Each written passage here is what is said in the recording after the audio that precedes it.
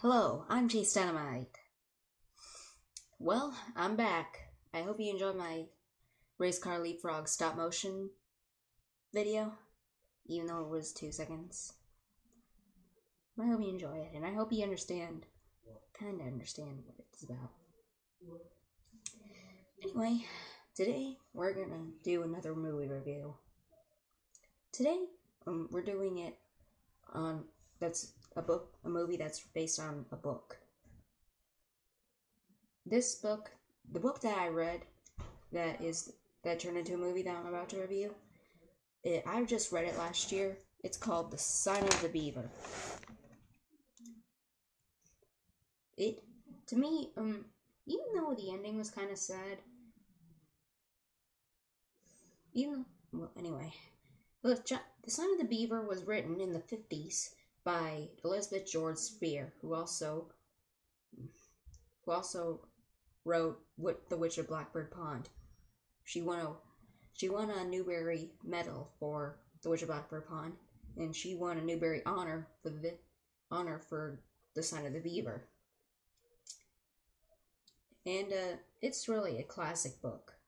It may not be the best of all time, but it does show how much some books really were back then. Well, almost. Anyway, I just read this book last year in school. It wasn't it's not my number one favorite. Well, that's kind of The Tales of Beaver the Bard has taken that place. But it's still one of my favorites. And as you guess, a lot of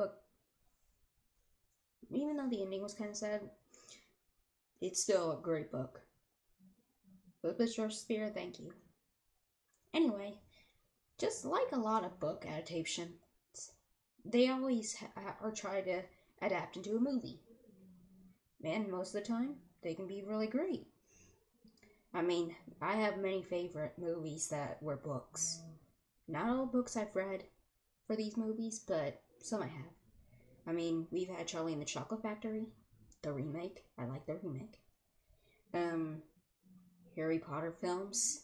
That's no surprise. Don't be surprised. Everyone likes those.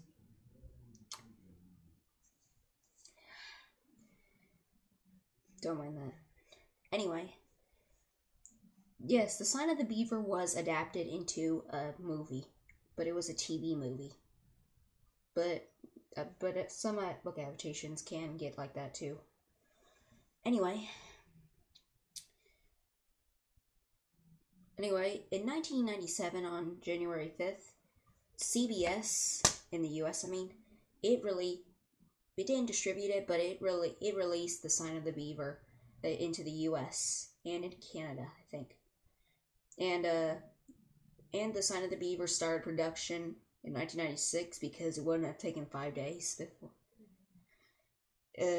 Made by Questar Family Entertainment Classics. Never heard of it, but it's interesting. I'll try looking into it more. And it was the film started production in Canada, and it was actually a Canadian film. Anyway, I just also watched this film last year too, after I finished the book in school. And when I thought about it, I enjoyed it. It's not, well, I don't mind it as one of my favorites. There's nothing wrong with this TV movie, really. But even though I like films like the Harry Potter better, like the Harry Potter books and the adaptation, this one does pretty good. It's just not my number one spot, that's all. There's nothing wrong with it. However, there's some things in the book that are absent in the movie. But however, it's still I don't think I'm gonna spoil it already. Well, not too much, because if you haven't read the book yet, sorry about that if I do. But one of the things is Matt, if you read the book, you know who he is. Matt, his baby brother's already born, but in the book, they had to wait to be born. He was waiting for his brother to be born. But something bad happened. Won't spoil. And Etienne and Matt, they don't get along very good in the book, but in the movie, it seems like they get along after a while, after like 20 minutes, I think. Anyway, let's move on to the acting. The acting in this movie is pretty good.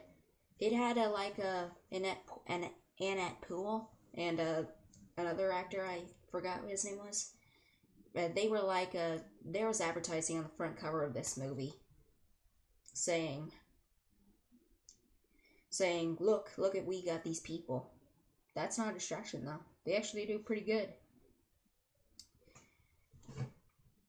And Matt's actor, Brendan Fletcher, he actually does pretty good. And not only that, but when I first saw this movie, I looked at his actor on Matt, and he was like, and I was like, wait a minute, who is this? This guy looks familiar.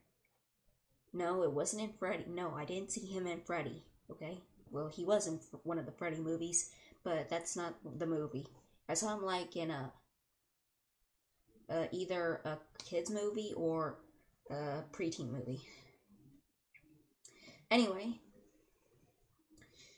Etienne is also played really good. Actually, everyone in this movie surprisingly did pretty good. And also, Matt's character, when Brendan Fletcher plays him, he actually looks like he's even more in character. He even goes into even more better the character than he is in the book. Like, when his family still isn't arriving, he reacts to it. He actually gets angry. And, Etienne and Matt, when they're, they actually get along pretty good in this movie. I actually like that.